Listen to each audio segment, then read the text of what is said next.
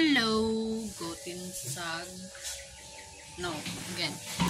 Hallo, schönen guten Tag. Willkommen zurück, Leute. Da wir unseren Unterricht vom Mai beendet haben, meine Motivation für Deutsch lernen, ich schaue mir den Podcast over YouTube an und auch Musik höre. Leute, Deutsch für mich ist schwer. Absolut. Ich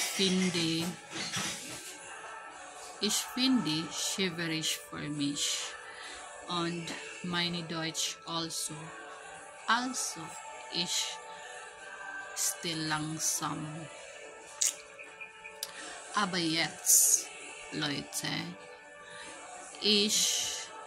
da ich ein wenig verstehe,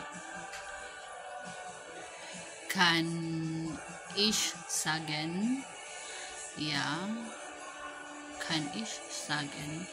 dass ich interessiert